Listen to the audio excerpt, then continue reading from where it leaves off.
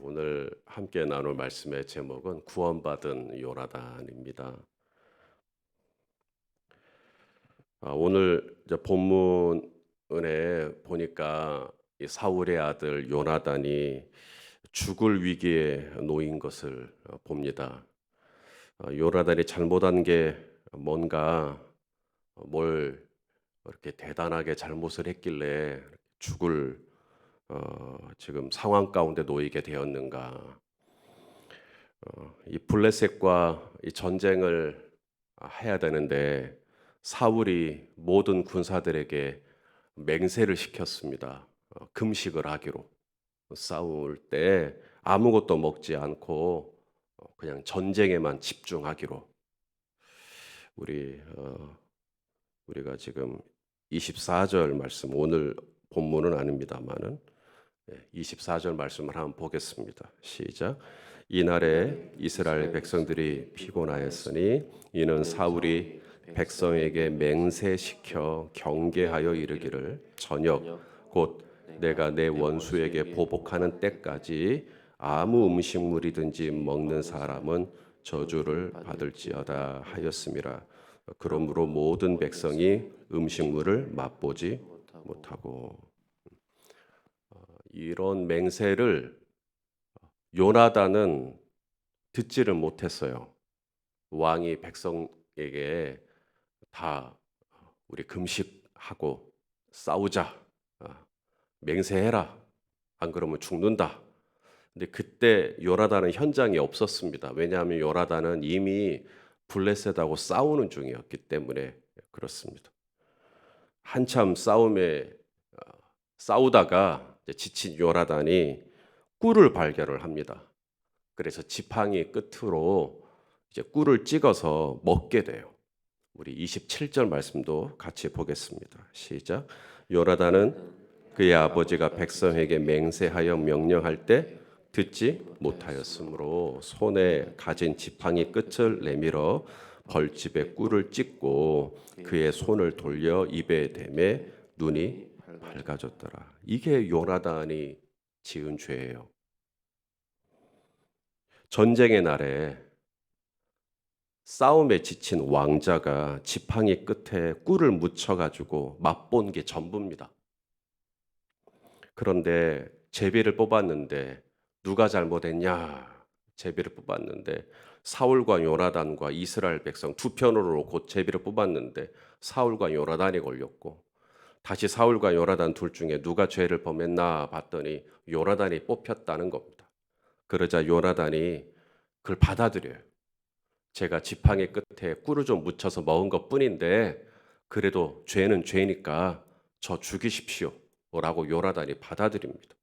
우리 오늘 본문 43절 말씀을 또 같이 보겠습니다. 시작.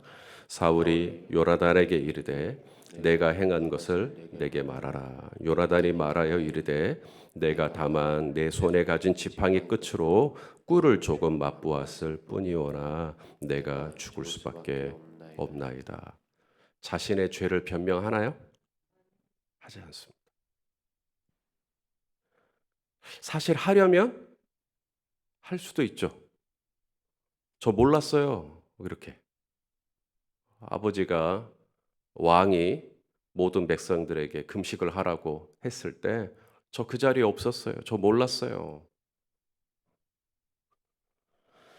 또 아들이니까 아버지 사울에게 대들 수도 있죠. 말하자면 아버지 전쟁의 날에 무슨 금식입니까?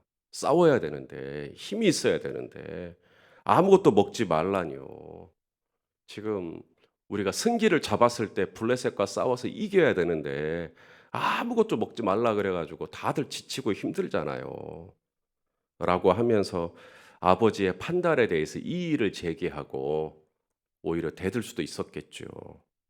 그런데 요나단은 그냥 받아들여요. 순순하게 받아들입니다. 그리고 자기를 죽여도 할 말이 없다고 그렇게 대답을 하죠. 이스라엘이 지금 어떻게 블레셋을 이기게 된 거예요? 사실 이스라엘이 저쪽 블레셋보다 숫자가 많은 것도 아니잖아요. 무슨 무기가 좋은 것도 아니고 무슨 전쟁의 경험이 많은 것도 아니고 사울 왕이 지략에 뛰어나 가지고 지금 블레셋을 이긴 것도 아니고 저쪽 블레셋은 병거가 3만이요 마병이 6천이라고 했고 이쪽 사울 쪽에 남아 있는 이스라엘의 군사는 고작 600명 뿐이었습니다. 이런 전쟁을 이긴 거예요. 사울 왕이 잘해서가 아닙니다. 요나단 때문에 이긴 겁니다. 요나단이 자신의 보디가드죠. 자신의 무기를 드는 자. 그 두 명이서 단 둘이 싸움을 시작을 했습니다. 오직 하나님의 구원은 사람의 숫자에 있지 않다. 하나님을 의지하는 믿음을 가지고 싸우면 하나님이 우리의 편이 되어 주실 것이고 하나님이 우리 편만 되어 주시면 저쪽에는 3만의 병거가 있어도 우리가 이길 수 있다. 이게 요나단의 믿음이었어요. 그래가지고 요나단에 그의 무기를 든 보디가드하고 같이 단둘이서 3만의 병거와 6천의 마병이 있는 블레셋을 향해서 돌진을 합니다. 자, 우리 14장 6절 말씀을 한 번 더 보겠습니다. 시작. 요나단이 자기의 무기를 든 소년에게 이르되 우리가 이 할례 받지 않은 자들에게로 건너가자. 여호와께서 우리를 위하여 일하실까 하노라. 여호와의 구원은 사람이 많고 적음에 달리지 아니하였느니라. 그래서 요나단은 자기 보디가드랑 단 둘이 싸움을 시작을 합니다. 결과가 놀랍게 펼쳐지죠. 우리 14절부터 16절까지 한번 읽어보겠습니다. 시작. 요나단과 그 무기를 든 자가 반나절 같이 땅 안에서 처음으로 쳐 죽인 자가 20명가량이라 들에 있는 진영과 모든 백성들이 공포에 떨었고 부대와 노략군들도 떨었으며 땅도 진동하였으니 이는 큰 떨림이었더라. 베냐민 기브아에 있는 사울의 파수꾼이 바라본즉 허다한 블레셋 사람들이 무너져 이리저리 흩어지더라. 요나단은 죄가 없어요. 요나단이 잘못한 거 하나도 없습니다. 요나단은 의인이에요. 요나단은 이스라엘을 대신해서 야훼 하나님, 만군의 여호와의 이름으로 싸움을 시작했고 하나님은 이 요나단의 믿음에 응답하여서 이스라엘로 하여금 이 3만의 이 병거를 가지고 있는 블레셋을 무찌를 수 있도록 하나님께서 강권적으로 개입해 주시고 도와주셨어요. 그런데 오늘 이 요나단의 아버지 사울이 이 믿음의 아들 요나단을 죽이려고 합니다.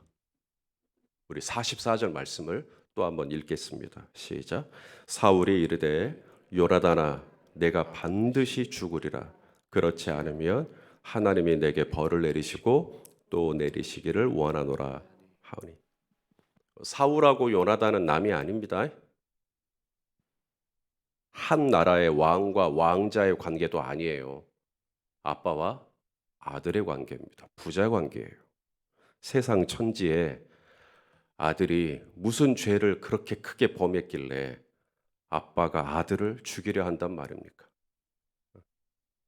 그런데 사울은 진짜로 요나단을 죽이려고 그래요. 농담이 아닙니다. 진짜로 죽이려고 하는 겁니다. 왜 사울이 이렇게까지 하죠? 도대체 요나단이 뭘 얼마나 잘못을 했길래 왜 사울은 반드시 내가 널 죽이겠다고. 사실 죄로 따지자면 요나단보다 사울이 훨씬 더 심각합니다. 지금 블레셋과의 전쟁도 그래요. 처음부터 이 싸움을 시작한 자체가 하나님께 묻지도 않고 시작한 싸움입니다.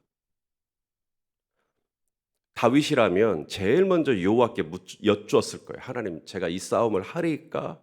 저들을 내 손에 붙이시리이까? 묻고 했을 텐데 사울은 묻지도 않고 하나님께 물어보지도 않고 기도도 하지도 않고 바로 싸움을 시작을 합니다. 그런데 이 싸움이 점점 커지죠. 저쪽 블레셋은 3만의 병거와 6천의 마병이 해변의 모리알과 같은 수많은 군사들이 완전 무장을 하고 걸어오고 있고, 이쪽에서는 600명밖에 남는 사람이 없고 다 흩어져 가지고, 이런 상황에서 사무엘 선지자가 또 늦게 오는 거죠.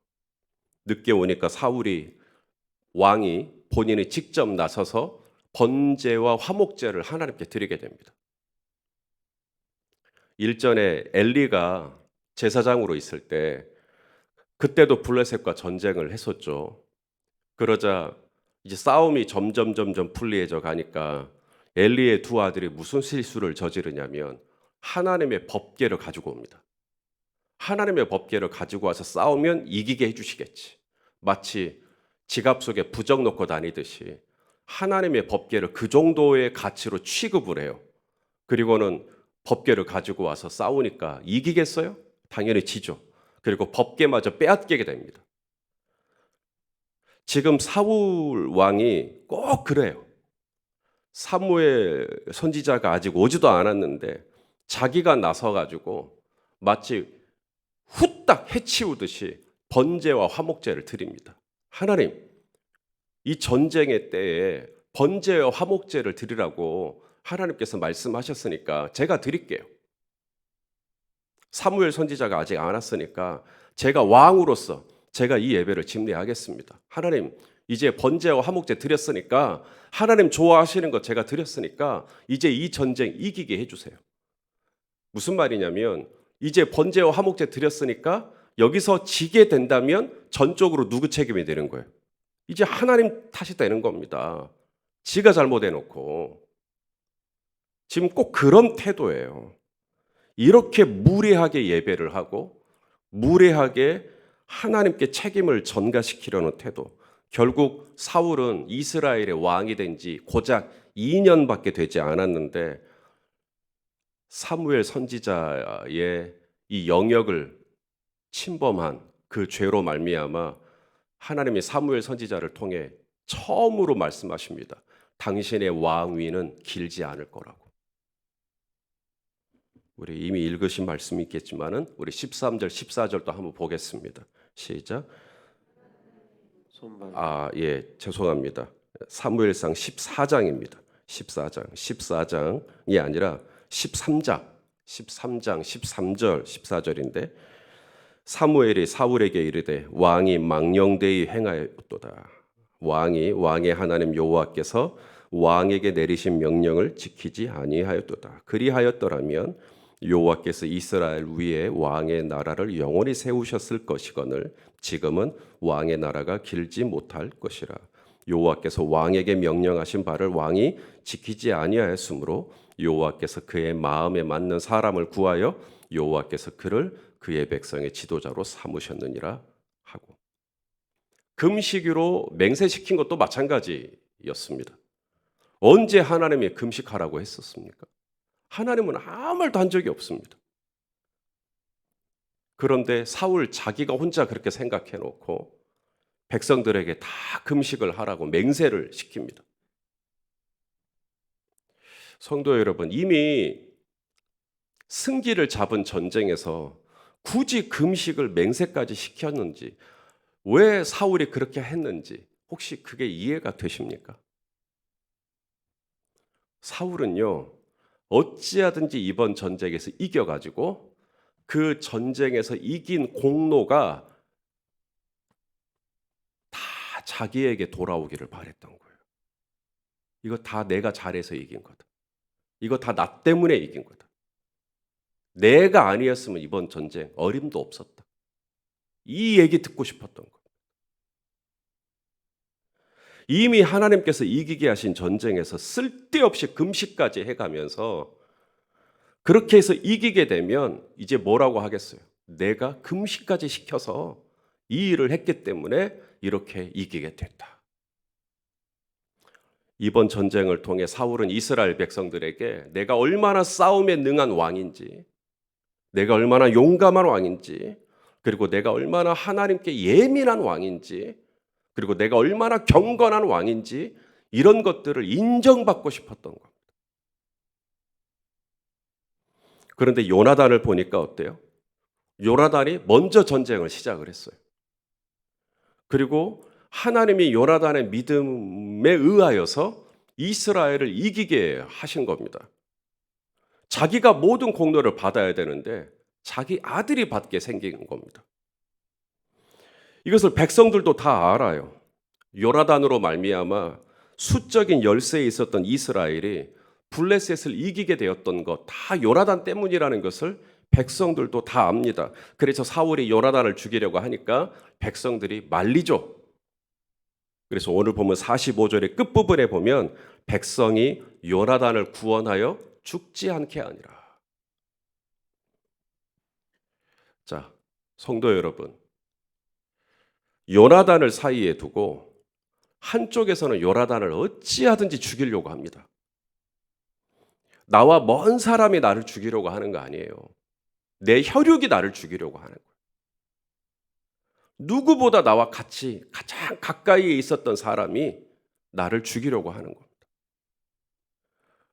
나하고 아무 상관없는 사람이 나를 죽이려고 해도 힘든데 내가 아빠라고 불렀었던 사람이, 나랑 가장 가까이에 있었던 친구가, 나를 누구보다 잘 아는 동료가 나를 죽이려고 하는 거죠. 하지만 죽습니까, 요나단이? 요나단 안 죽어요. 왜냐하면 요나단 옆에는 요나단을 죽이려는 사람도 있지만 요나단을 살리려는 사람도 있습니다.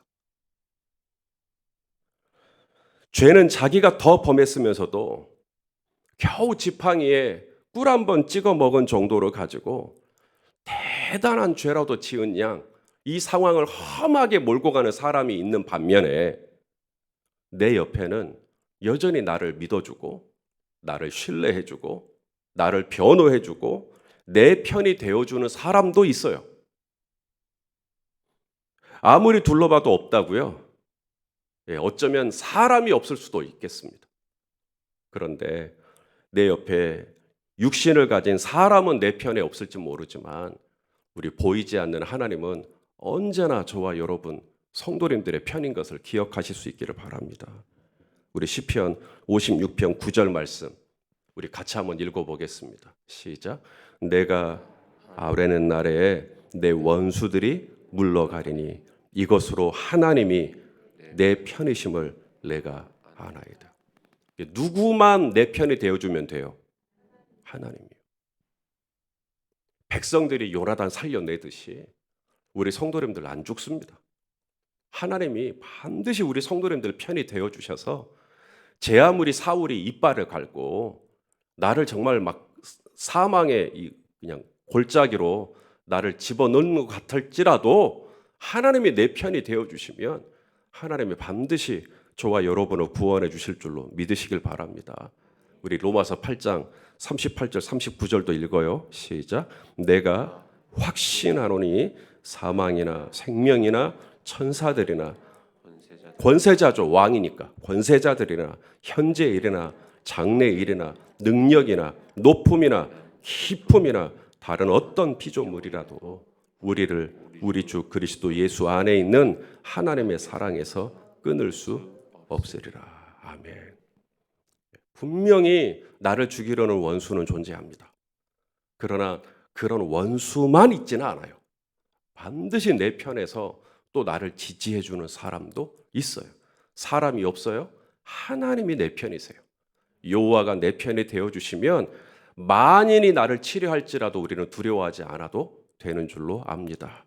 하나님의 사랑에서 우리 성도님들을 끊을 수 있는 것은 아무것도 없습니다. 오늘도 우리 하나님은 우리 성도님들을 사랑하시고 우리 성도님들을 떠난 적이 없으시고 세상 사람들이 다 등을 돌려도 하나님은 항상 우리 성도님들 편이니 두려워하지 말고 하나님 안에서 평안하시고 하나님께서 반드시 나를 구원하여 주실 것을 신뢰하시며 이 하루를 시작하시기를 예수님의 이름으로 축원합니다.